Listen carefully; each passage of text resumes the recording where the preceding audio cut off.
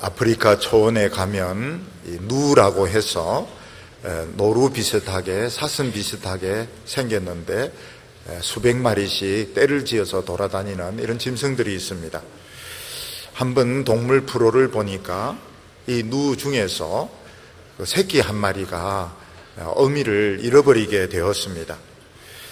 이 새끼가 어미 젖을 빨아야 되는데 다른 이 암컷들은 자기 새끼가 아니니까 절대로 젖을 주지 않고 또 가까이 오면 뿔로서 막 이렇게 밀어내었습니다.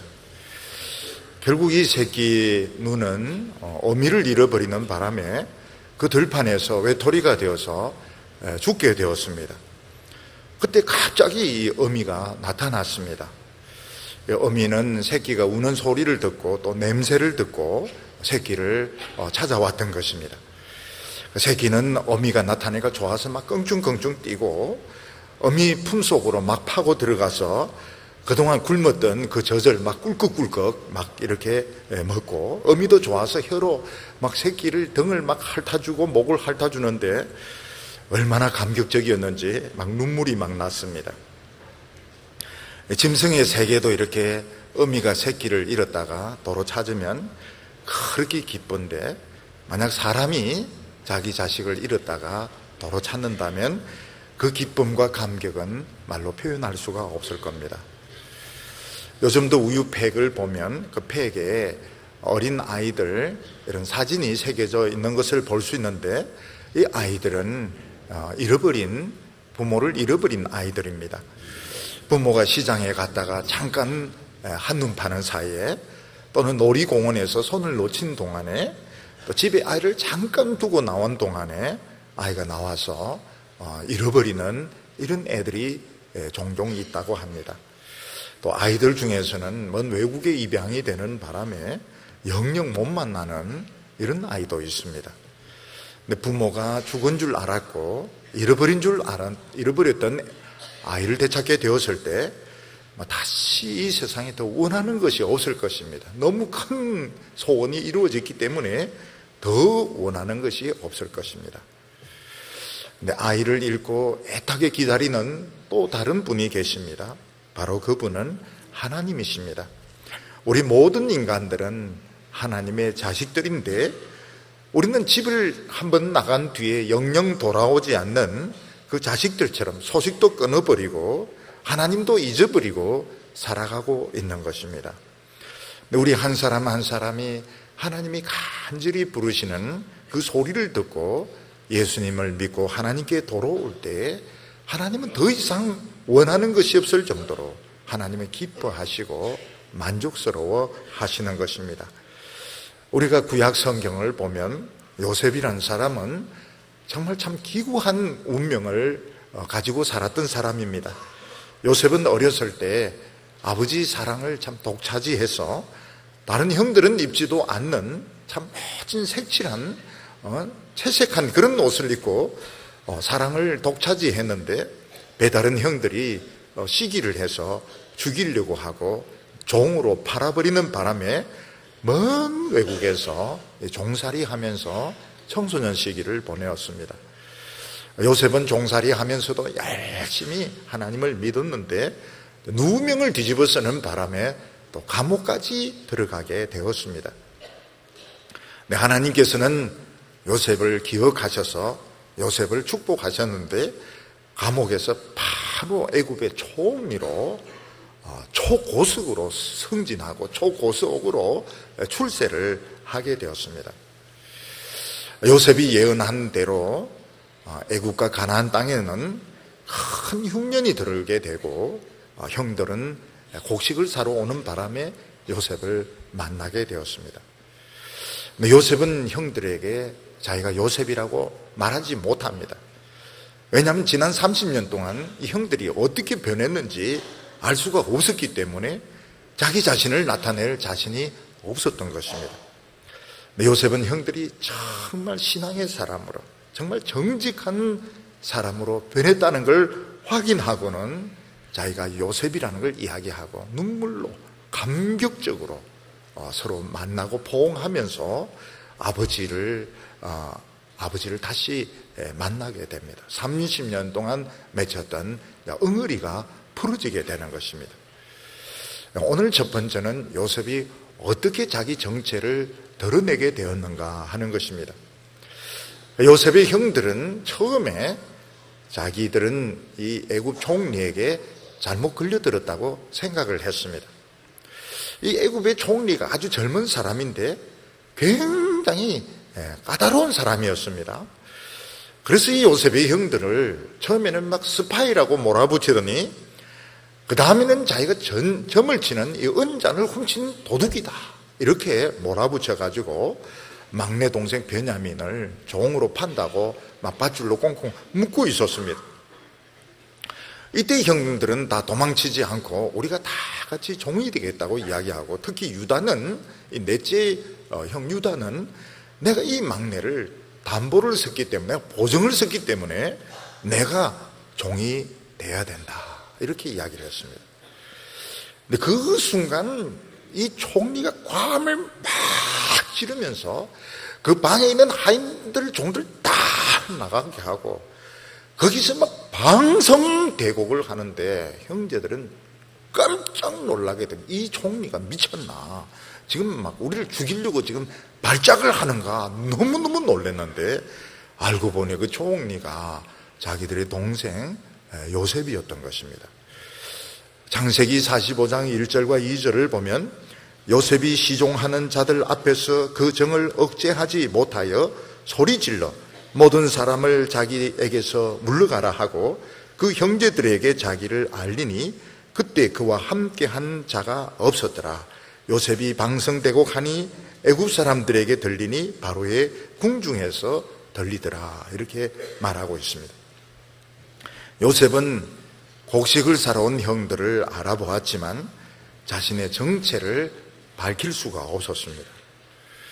왜냐하면 이 형들이 지난 이 30년 동안 도대체 어떤 사람으로 변해 있었는지 자신이 없었기 때문입니다. 30년 전에 이 형들은 요셉이 그렇게 살려달라고 애원하는데도 불구하고 죽이려고 했고 자기를 이 먼 외국의 종으로 팔아버렸습니다. 요셉은 이 옛날 형들을 만났지만은 감히 내가 요셉이라고 말을 못합니다. 만약 이 형들이 옛날과 똑같은 사람이라면, 조금 더 변하지 않았다면 그들은 또 거짓말하고 요셉을 속이고 또 상처를 죽이고 또 뭐 팔아먹을 수는 없지만 또 무슨 짓을 할지 모르는 것입니다. 그래서 요셉은 형들을 시험을 했습니다. 막내 동생, 배다른 동생 베냐민만 종으로 삼겠다 이렇게 했을 때 옛날 형들 같으면 좋아라 하면서 베냐민을 버리고 자기들만 살고 달아났을 것입니다. 근데 형들은 이제 아무도 돌아가지 않고 우리가 전부 다 종이 되겠다고 하고, 특히 유다는 내가 베냐민을 책임진다고 약속을 했기 때문에 베냐민 대신에 내가 종이 되어야 된다고 이야기를 했습니다. 요셉은 30년 만에 만났던 이 형들이 그 옛날에 그 못된 그 이기적인 그 형들이 아니었습니다. 하나님께서는 어릴 때 요셉에게 주었던 그 꿈처럼 형들을 변화시켜 주셨던 것입니다. 이것을 보고 요셉의 마음속에 있는 이 불신의 벽, 마음속에 있는 의심의 벽이 허물어지면서 요셉은 자기를 정체를 드러내고 형들에게 내가 요셉이라고 이야기하고 막 그 통곡을 하게 되는 것입니다. 사람이 좋은 쪽으로 변하는 것은 사람의 힘으로는 안 됩니다. 사람은 항상 나쁜 쪽으로 변하게 되어 있습니다. 그래서 어렸을 때는 순진하고 정직하고 착했던 사람들도 나이가 들면 저절로 추악해지고 저절로 뻔뻔스러워지고 저절로 이기적으로 되어 있습니다. 근데 사람이 더 깨끗해지고 더 정직해지고 더 순결해진 것은 하나님이 아니면 할 수가 없는 것입니다. 이건 하나님만이 하신 것입니다. 우리가 옛날에 보면 그 친구들 중에서 예수 믿지 않던 친구들, 또 친척들 중에서 안 믿던 사람들 20년, 30년 뒤에 만나면 예수를 믿고 장로가 되어 있고 목사가 되어 있고 이런 데 보면 참 옛날과 비교할 수 없을 정도로 깨끗하고 정직하고 순결한 사람이 되어 있는 것은, 이것은 하나님이 하신 것입니다. 사람이 할 수 없는 것입니다. 하나님께서는 요셉이 어렸을 때 두 개의 꿈을 주셨습니다. 그 두 번째 꿈이 무엇인가 하면 하늘의 해와 달과 11별이 요셉에게 절을 하는 이런 꿈을 꾸게 하셨습니다. 우리는 보통 하늘에 별이 된다 하면 군대에서 뭐 장성이 된다든지 높은 고위직에 올라가는 것을 생각하지만, 성경에서 별이 된다고 하는 것은 정말 순수한 깨끗한 하나님의 백성이 되는 것을 말하는 것입니다. 요셉의 형들은 별이 아니었습니다. 세상에 굴러다니는 돌덩어리만도 못한 이기적이고 거짓말하고 사람을 죽이고 물건을 약탈하는 그런 나쁜 사람들이었습니다. 그런데 30년이 지나고 난 뒤에 보니까 이 사람들이 정말 거짓말하지 않나 신실한 하나님을 믿는 그런 사람으로 변화되어 있었습니다. 이것이 하나님께서 주신 그 두 번째 꿈이 이루어진 것입니다. 그런데 그 중에서 별들이 요셉 보고 절한다고 하는 것이 무엇인가 하면, 그들이 요셉의 그 선한 영향력을 받고, 요셉이 그들을 변화시킨 것은 아니지만 그들이 요셉의 그 선한 그 믿음을 보고, 그들이 결국 믿음으로 이제 돌아온 것을 보고 요셉에게 절한다, 이렇게 하나님께서 꿈을 주셨던 것입니다.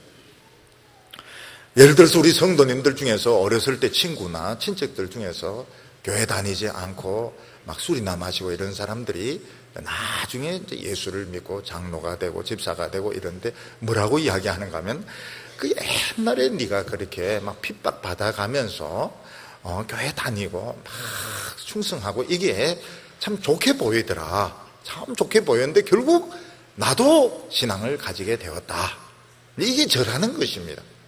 그 사람이 다른 사람을 변화시킨 것은 아니고 하나님이 변화시킨 것이지만 그래도 그게 영향을 미쳤던 것입니다. 그런 의미에서 보면 우리 교회에서도 남편들이 부인에게 이렇게 절을 하는 그런 집들이 많이 있습니다.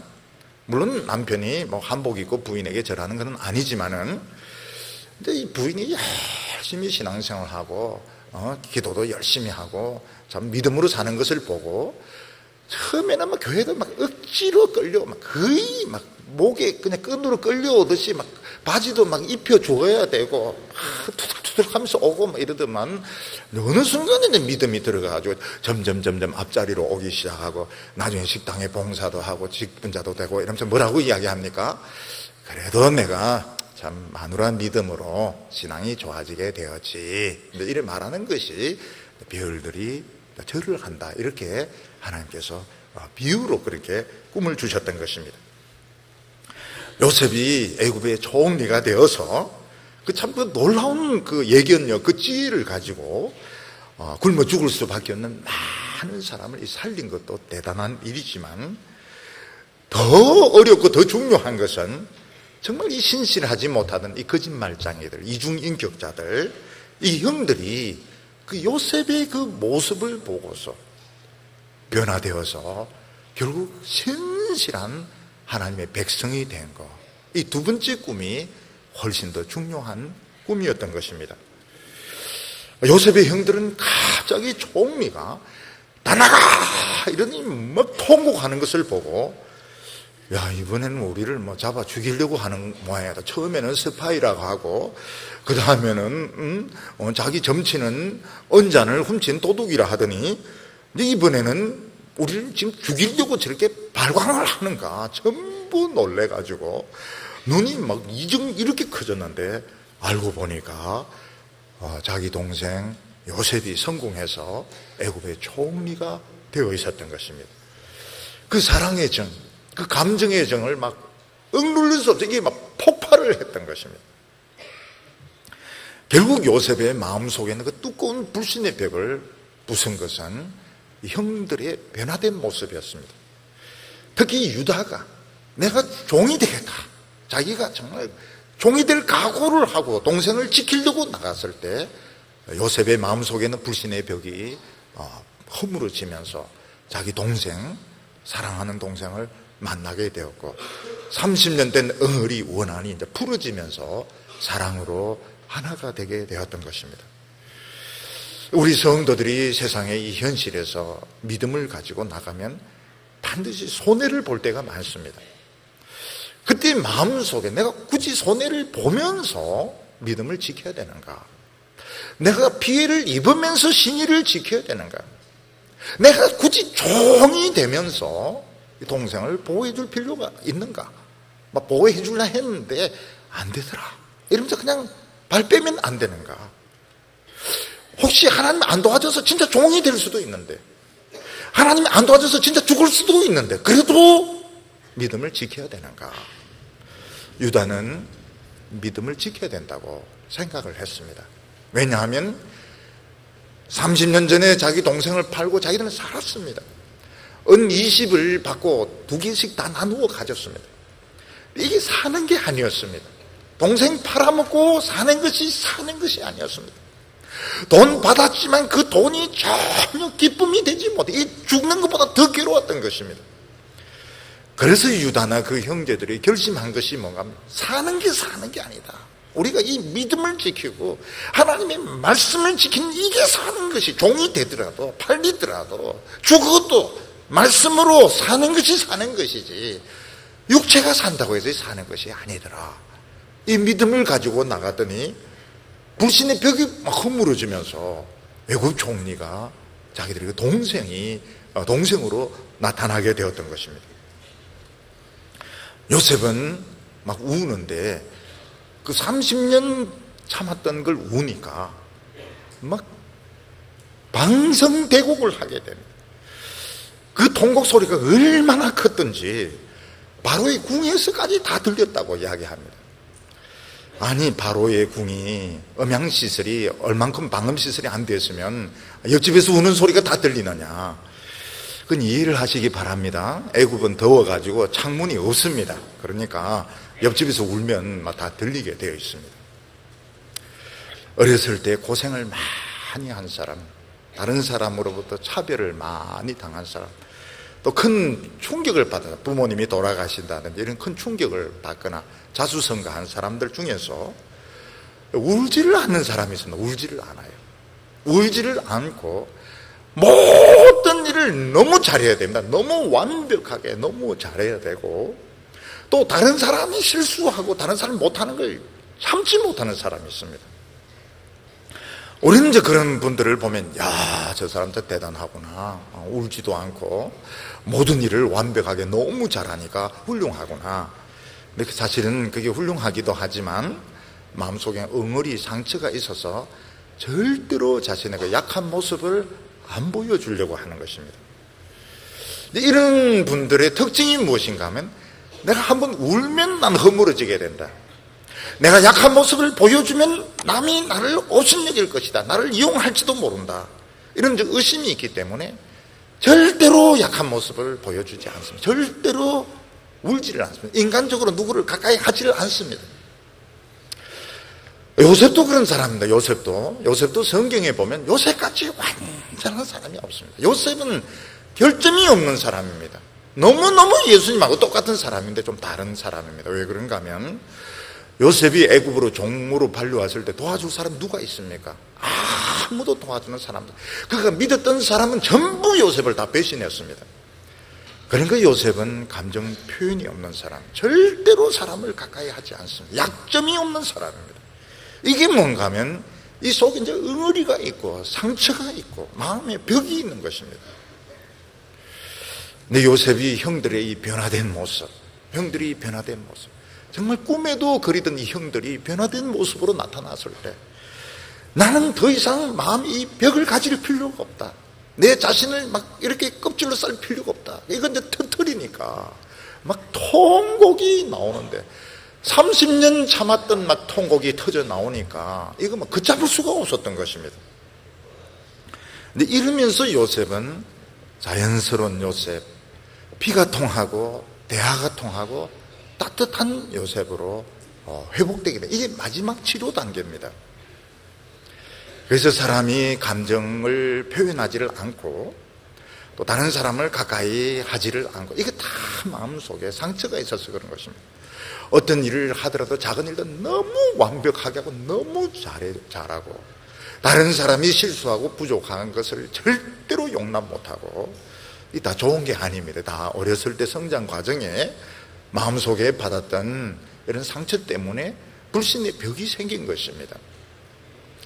그래서 교인들 중에서나 사람들 중에서는 너무 지나치게 완벽하고 너무 매너가 좋은 거, 다 좋은 거 아닙니다. 우리는 나도 실수할 수도 있고, 다른 사람도 실수할 수도 있고, 또 슬프면 울고, 또 기쁘면 웃고, 이게 인간인 것이지. 부모님이 돌아가셔도 울지도 않고, 절대로 울지도 않고, 실수도 안 하고, 남이 실수하면 막 저주를 퍼붓고, 이 다 좋은 게 아닙니다. 정신적으로 치료가 필요한 것입니다. 우리가 이 예수님이 이렇게 하시는 걸 보면 예수님도 결점이 없습니다. 근데 예수님이 하신 것은 굉장히 자연스럽습니다.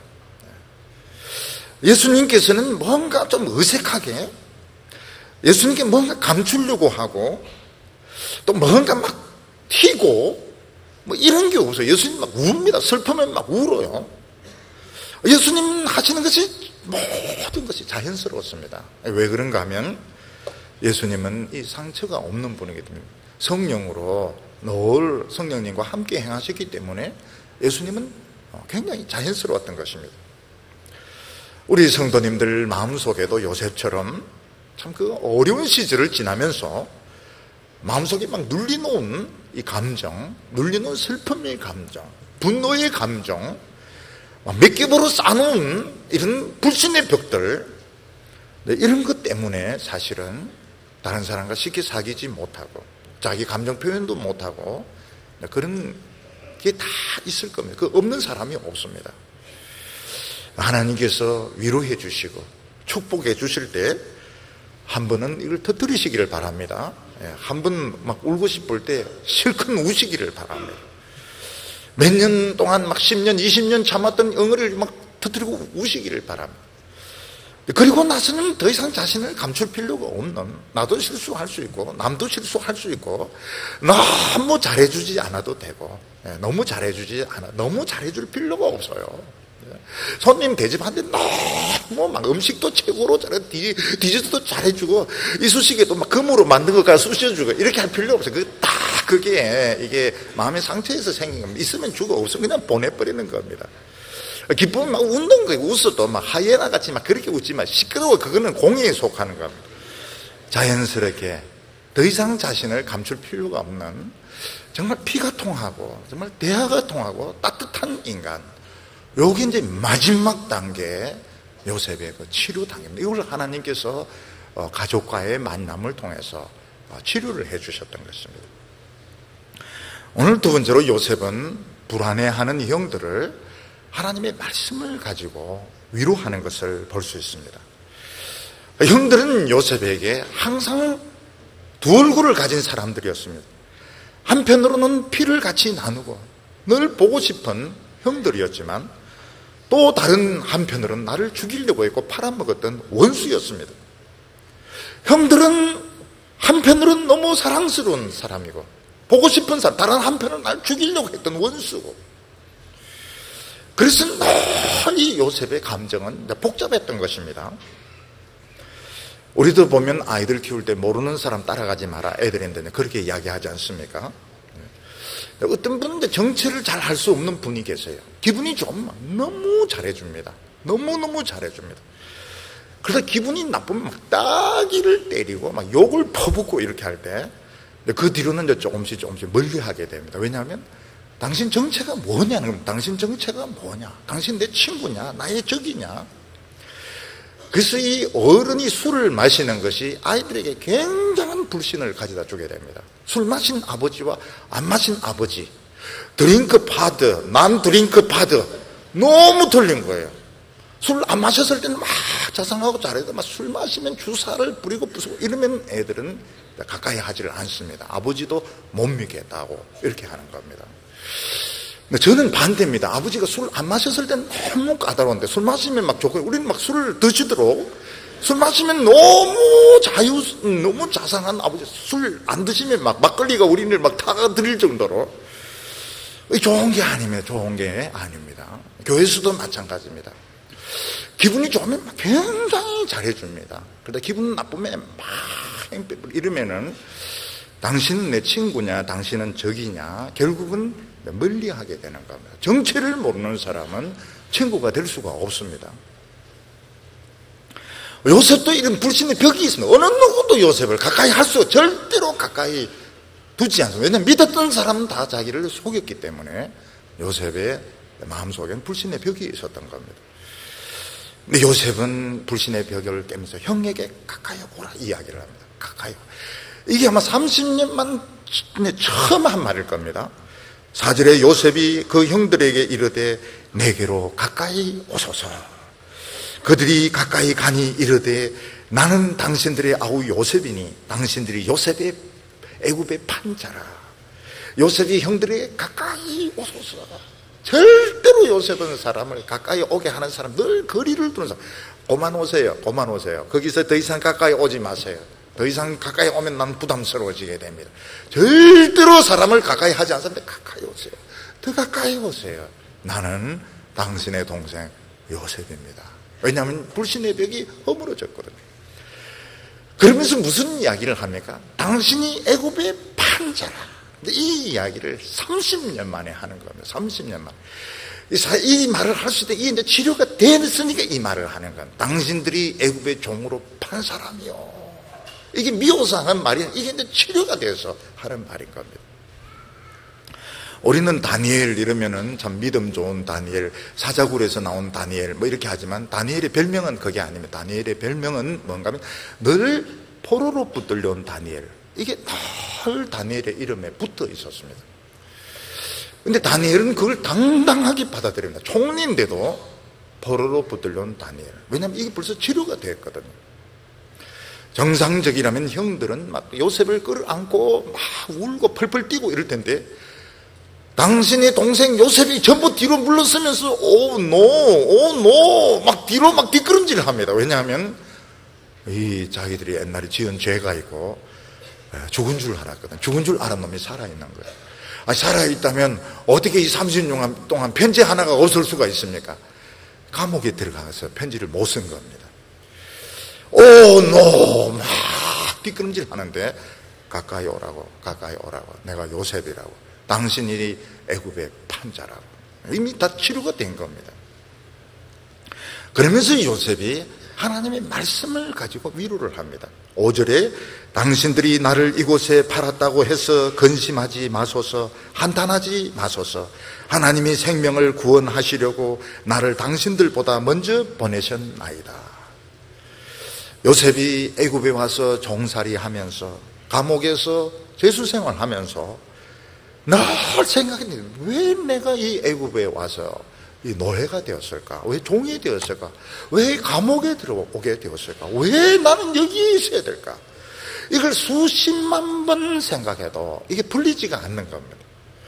왜 형들은 나를 미워해서 종으로 팔았을까? 왜 나는 누명을 뒤집어쓰고 감옥에 들어오게 되었을까? 수없이 생각해도 풀리지 않았습니다. 그러다가 애굽의 총리가 되고 7년 이 흉년을 맞이해서 사람들을 살리면서 하나님께서 이 흉년을 아시고 이 많은 사람들 가족들을 살리려고 나를 보내셨구나 하는 것을 알게 되었습니다. 그래서 요셉은 형들에게 나를 팔았기 때문에 근심하지 마소서, 한탄하지 마소서. 왜냐하면 하나님이 하셨다는 겁니다. 우리가 어려운 일 당할 때 꼭 하나님의 말씀을 들어야 됩니다. 평소에도 하나님의 말씀을 들어야 됩니다. 우리가 하나님의 말씀을 안 들으면 사람을 볼 때 너와 나와의 관계에서 봅니다. 요즘 사회에서 뜨는 갑과 을의 관계에서 보게 되는 것입니다. 그러면 너가 나에게 손해를 끼쳤는데 내가 어떻게 복수 안 할 수 있느냐? 너가 나에게 이런 고통을 줬는데 내가 어떻게 용서할 수 있느냐? 너와 나와의 관계로, 갑과 을의 관계로 보니까 이건 원한이 풀릴 수가 없는 것입니다. 근데 하나님의 말씀을 가지고 보니까 어떻습니까? 이 7년 대흉년에 다 굶어 죽는 이런 위기에서 사람들을 살리기 위해서 하나님께서 나를 종으로 팔으셨구나, 지금 여기에 오게 하셨구나, 하나님이 하셨다. 거기서 모든 것이 다 풀리는 것입니다. 그러면 형들이 요셉을 팔았는데 하나님 뜻이 이루어지면 형들의 죄는 없어집니까? 없어지지 않습니다. 그래서 자기들이 회개를 해야 되는 겁니다. 가룟 유다가 예수님을 배신해서 예수님 십자가에 못 박혀 죽으셔서 우리 인간의 죄가 해결되다. 그러면 가룟 유다는 죄가 없습니까? 그래서 슈퍼스타 예수 그리스도라는 그 뮤지컬이라든지 가룟 유다 복음서 같은 이런 데는 뭐 그렇게 나와 있으면 그거 다 거짓말입니다. 그 가룟 유다는 죄가 있는 그 회개를 해야 되는데 회개 안 했기 때문에 지옥에 가는 것입니다. 요셉은 형들을 무엇을 가지고 위로를 합니까? 하나님의 말씀을 가지고 위로를 합니다. 그러니까 풀리는 거예요. 교인들 어려움 당하고 또 사랑하는 가족들을 여의고 이럴 때 인간의 말로는 위로가 안 됩니다. 그때 무슨 소리를 할 수가 없습니다. 계속 같이 찬송 부르고 하나님의 말씀을 가지고 이야기하면 하나님의 말씀이 위로가 되게 합니다. 요셉은 설교자였습니다. 요셉은 프리처, 설교자입니다. 요셉은 애굽에 와서 자기가 왜 이런 고생을 해야 되는지, 왜 이런 고통을 수없이 생각하다가 드디어 깨달았던 하나님의 말씀을 가지고 위로하니까 형들이 위로를 받고 형들과 서로 하나가 되는 일이 일어나게 되었던 것입니다.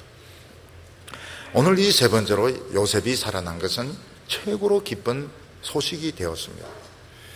9절에 보면 당신들은 속히 아버지께 올라가서 아뢰기를 아버지의 아들 요셉의 말에 하나님이 나를 애굽 전국의 주로 세우셨으니 내게로 지체 말고 내려오사 아버지의 아들들과 아버지의 손자들과 아버지의 양들과 소와 모든 소유가 고센 땅에 있어 나와 가깝게 하소서. 그 요셉의 그 형들은 자기들은 이제 참 변화되었습니다. 변화된 게 손해인 줄 알았더니 이게 해결이었던 것입니다. 하나님의 말씀으로 믿음으로 변화되는 것이 살아남는 비결이었던 것입니다. 그들이 정직하게 나왔을 때, 책임을 졌을 때 베냐민도 건져내게 되고 시몬도 건져내게 되고 죽었던 요셉도 살아나게 되었습니다. 요셉 집 전체에 기쁜 소식이 되었던 것입니다. 죽은 줄 알았던 요셉이 살아있고 아직 살아있고 애굽 총리가 되었기 때문에 먹는 걱정은 할 필요가 없다. 최고로 기쁜 소식이 되었습니다. 우리들에게 예수님이 살아계시고 하나님 보좌 우편에 계신다. 엄청나게 기쁜 소식입니다. 좀 이따 설명을 하려고 그래요. 지금 당장 설명 안 하고 1분 뒤에 하려고 그럽니다. 예수님이 살아계시고 나서 무덤 뒤를 막 어슬어슬 돌아다니는 게 하나님 보좌 우편에 계신 것이 얼마나 기쁜 소식인지. 요셉은 형들에게 가나안 땅에 있는 가구들 아끼지 말라고 말합니다. 가나안 땅에 있는 거 아끼면 애굽에 좋은 거 다 형들 것이라고. 그러면서 막 옷도 주고 양식도 주고 막 먹을 것도 주고 막 줍니다. 막 애굽에 오면 될 텐데 왜 옷도 주고 또 음식도 주고 막 그렇게 합니까? 사람들은 그 조그만 것에 집착을 해서 애굽에 오는 것 자꾸 머뭇거릴 수 있습니다. 가나안 땅 이 가구 내가 얼마나 힘들게 짠 건데 얼마나 비싸게 산 건데 막 집착을 합니다. 요셉은 그거 다 버려. 그거 다 쓸데없는 거라고. 다 쓸데없고 그냥 몸만 가지고 오면 애굽에 최고로 좋은 거 다 줄 테니까 미련을 버리라고 이야기를 합니다. 우리가 이제 이 이야기를 들으면 너무 당연한데 우리 입장에서 보면 이 세상에 좋은 거 버리고 천국으로 간다는 거 안 됩니다. 좋은 집, 좋은 차, 좋은 직장, 돈들 두고 천국 간다는 거 우리 막 미련을 굉장히 많이 가지게 되는데 하나님께서는 그 미련 가질 거 없다. 세상에 그 미련 가질 거 없다는 거. 천국에 좋은 거 다 줄 테니까 다 버리라고. 그래서 예수님께서는 우리에게 성령을 보증으로 주셨습니다. 보증으로. 이 세상 거 다 버려도 된다. 천국이 얼마나 좋은지. 이 세상에서 집착하면 할수록 손해를 보고 있는 것입니다. 자신의 그 직책, 자신의 그 돈, 이 세상 좋은 것에 집착하면 할수록 손해를 보고 있는 것입니다. 얼마든지 좋은 게 많은데 왜 이 세상 그거 자꾸 집착하고 지금 흉년이 들고 있는데 다 버리고 몸만 가지고 오라고 말하는 것입니다. 요셉의 형들이 애굽에 왔다는 것이 바로와 그 신하들에게 굉장히 기쁨이 되었습니다. 16절에 보면 요셉의 형들이 왔다는 소문이 바로의 궁에 들림에 바로와 그 신복이 기뻐하고, 요셉의 그 형들이 막 왔으면 또 괜히 또 쓸데없는 사람들 와가지고 또 양심만 축내구나 이렇게 하지 않고 막 기뻐하고 좋아했습니다. 왜 그런가 하면 요셉은 애굽 사람들의 구원자였습니다. 생명의 은인이었습니다. 애굽 사람들이 생각해 요셉이 행복해야 우리가 오래오래 행복할 수 있다. 그래서 보면 그 제자들은 선생님에게 사모님은 언제 어떻게 만나요? 결혼에 대해서 묻고, 또 자녀들은 그 부모님들의 이런 그 결혼 생활에 대해 관심이 많습니다. 왜냐하면 부모님이 건강하게 행복하게, 선생님이 건강하게 행복하게 막 이렇게 사는 것이 우리가 행복한 것이기 때문에. 그래 애굽 사람들은 요셉이 정말 행복하기를 바라는데 뭔가 이 사람 행복하지가 않은 거예요. 애굽에서 최고로 좋은 집안의 처녀하고 결혼해서 애 둘 낳았는데, 떡두꺼비 같은, 하나는 떡같이 생겨 하나는 뚜꺼비같이 생겨서 낳았는데 기쁘지가 않는 거예요. 애굽에 좋은 니가 있는데 뭔가 사람이 정신이 나가는 사람 같아요. 행복하지가 않은 거예요. 야, 이 사람이 참 마음이 애굽에 뿌리를 내리고 참 여기서 행복해야 우리가 참 좋은데 뭐 이 사람은 생각이 딴 데가 있는 것 같은 거예요. 도대체 이 사람 속에는 뭐가 들어간 자 있는가? 감정 표현을 안 하고 말을 안 하니까 할 수가 없는 것입니다. 근데 형들이 왔을 때 막 울고 펄펄 뛰고 이런 걸 보면서 요셉의 마음속에 드는 그리움이, 가족에 대한 그리움이었구나. 가족이 오면 요셉은 행복해 하겠구나. 우리 애굽은 더 좋아지겠구나. 그래서 애굽 사람들이 좋아했던 것입니다. 세상 사람들이 돈 벌고 뭐 발전하고 이러면 참 좋은 것 같은데 뭔가 허전한 것이 있어요. 뭔가 허전한 것이 있어요. 그게 뭔지를 모르는 겁니다. 우리 사회에 이 비통하고 비참한 것은 교회의 침체와 관계가 있습니다. 하나님의 백성들이 성령 충만하고 기쁨이 충만하고 이러면 세상 사람들도 기쁩니다. 하나님의 백성들이 싸우고 쓸데없는 거 집착하고 막 교회가 진실하지 못하고 이러면 세상 사람들이 뭐 돈은 있는 뭔가 모질하는 거야. 뭔가 허전한 것입니다. 그래서 한 어려움 한번 빵 터지면 참 절망하게 되는 겁니다. 교회가, 하나님의 백성들이 자신의 가치를 찾고 기뻐하고 감사하고 이러면 세상도 저절로 복을 받게 되어 있습니다. 요셉이 살아있다는 것이 왜 형들에게 중요한가? 만약 요셉이 형들이 생각했던 대로 죽었다면 형들은 영원히 하나님 앞에 살인자의 죄를 뒤집어 쓰게 되는 겁니다. 형들은 영원히 살인자입니다. 요셉이 살아있다면 살인 혐의는 벗겨지는 겁니다. 특히 애굽의 총리가 되기 때문에 먹는 거, 입는 거 아무것도 걱정할 필요가 없게 되어버렸습니다. 좋은 예는 아니지만 학생들이 치고받고 싸우다 하나 죽었다 그러면 다 살인자가 되고 한평생 살인자가 되는 겁니다. 근데 죽은 줄 알던 애가 막 기침하면서 살아나면 막 좋아서 죽습니다. 좋아서 막 그게 자체가 좋은 거예요. 살아났기 때문에, 살인죄가 벗겨졌기 때문에 너무너무 좋은 거. 오래 살아라. 오래 살아라. 인간들은 하나님의 아들 예수님을 죽였습니다. 죽였습니다. 모든 인간이 살인자, 영원히 살인자가 되는 겁니다. 근데 예수님께서 너에게 평안이 있을지어다 살아서 오셨어요. 그러면 예수 믿는 사람들은 살인 혐의는 다 벗겨지는 것입니다. 살인자가 살아났으니까요. 뭐 어떻게 살아난지는 모르겠지만 살아났으니까 살인 혐의는 벗겨지는 것입니다. 그리고 그 예수님이 총리보다 훨씬 높은 하나님의 보좌 우편에 올라가셨습니다.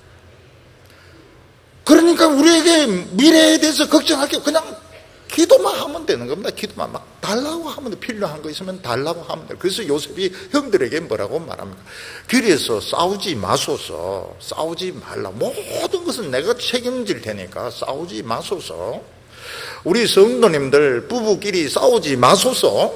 싸우지 마소서. 예배 보고 가면서 차에서 싸우지 마소서. 왜냐하면 예수님이 다 책임을 지는데 기도만 하면 되는데 왜 싸웁니까? 교회 안에서 싸우지 마소서. 예수님이 다 책임지는데 뭐 때문에 싸웁니까? 싸울 필요가 없는 거예요. 보좌 우편에서 모든 것을 다 결정을 다 하는데 싸울 필요가 없는 겁니다.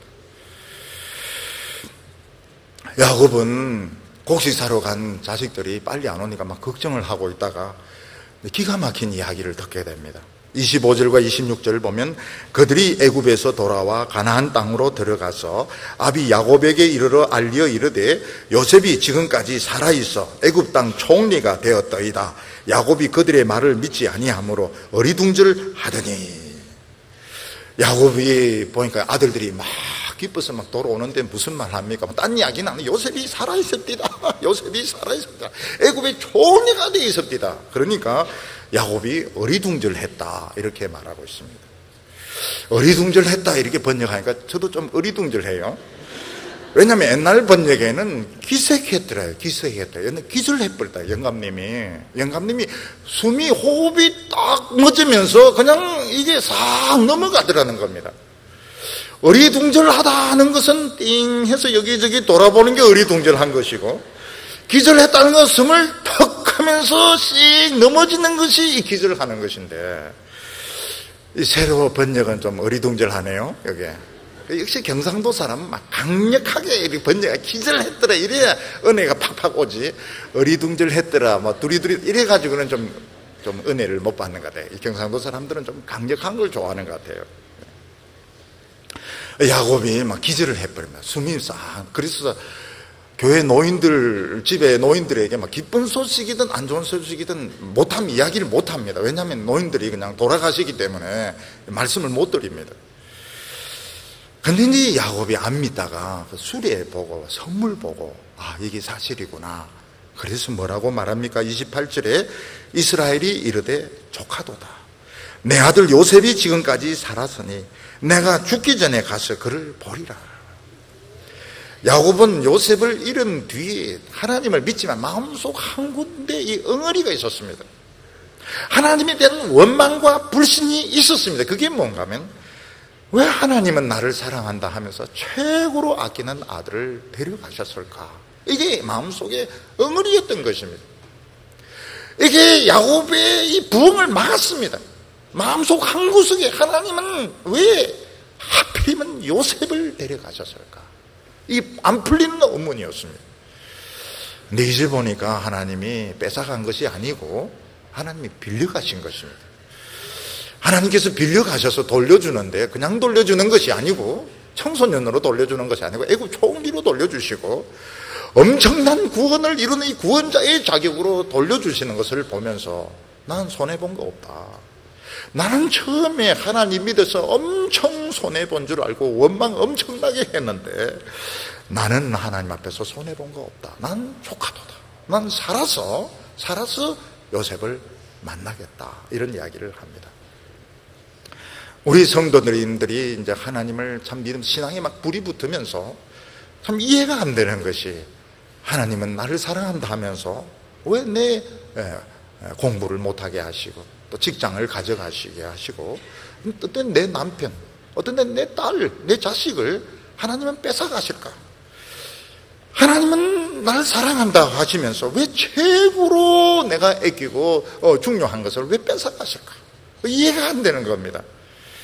근데 나중에 보니까 하나님 그걸 가져가시면서 우리를 정금으로 만드시고 믿음을 수백 배로 성수시키시고, 나중에 빌려간 것이 뺏어간 것이 아니고 돌려주시는데 참 수백 배, 수천 배의 축복으로 하나님이 돌려주시는 것을 보면서 나는 손해본 것이 없다. 나는 조카도다. 이런 고백을 하게 되는 것입니다. 우리 성도님들 중에서 참 가족을 먼저 하나님께 보내고, 딸을 먼저 보내고, 아들을 보내고, 남편을 보내고 비통하면서 왜 하나님은 이렇게 하시는가? 나중에 보면 하나님이 잠시 보관하고 계신 겁니다. 잠시 맡아두고 계시고, 하나님께서는 그것을 통해서 수백 배, 수천 배로 우리를 성숙시키시고 우리를 아름답게 하시고 또 멀쩡하게 돌려주실 것입니다. 그때 우리의 고백이면 난 조카도다, 하나님 믿어서 손해본 거 하나도 없다, 나는 수백 배로 복을 받았다, 수천 배로 복을 받았다 하는 고백을 하게 되는 것입니다. 오늘 하나님 앞에서 예배 드리면서 하나님을 사랑하는 자, 그 때때로 부르심을 받은 자는 모든 것이 합력하여 선을 이룬다는 것을 믿으시기를 바랍니다. 할 수만 없어도 됩니다. 할 수만 있으면 우리 마음속에는 불신의 벽을 깨면 더 좋습니다. 교회에서 참 따뜻하고 다른 사람이 가까이 와도 괜찮고 너무 완전하지 않고 나도 완전하지 않고 너도 완전하지 않고 실수할 수 있고, 큰 교회에서 이렇게 보면 실수를 잘 용납을 안 합니다. 그러면 다 정신병자 됩니다. 정신병자로 그냥 만드는 거예요. 근데 사람이 어떻게 실수를 안 할 수 있습니까? 실수할 수 있는 것이죠. 실수할 수 있고, 기쁘면 웃고 슬프면 울고, 그래 안 해도 천국 가는 이상이 없습니다. 그래도 그럴 수 있으면 더 아름다운 것이죠. 그리고 하나님 때문에 잃어버린 것이 있으면 잃어버린 거 아닌 줄로 믿으시기 바랍니다. 하나님이 잠시 스마트폰 담임 선생님이 보관하듯이 하나님 보관하고 계시고 100배로 갚아주실 줄로 믿습니다. 미래에 대해서 모든 거 두려움 버리고 희망을 가지고 출발하는 우리 성도들 다 되시기를 바랍니다. 기도드리겠습니다. 거룩하신 하나님 아버지, 입으로는 믿노라고 하면서도 너무나도 다듬어지지 못한 저희들을 하나님께서 다듬어 주시고 보석이 되게 하여 주시고 하늘의 별이 되게 하여 주시고 별들의 인사를 받게 하여 주시니 감사합니다. 하나님께서 우리 성도들이 흘린 눈물을 닦아주시기를 원합니다. 하나님께서 갚아주실 줄로 믿습니다. 우리 마음속에는 응어리들, 슬픔들, 무거운 짐들 다 내려놓고 홀가분하게 또 새 출발하게 하여 주시옵소서. 예수님의 이름으로 기도하옵나이다.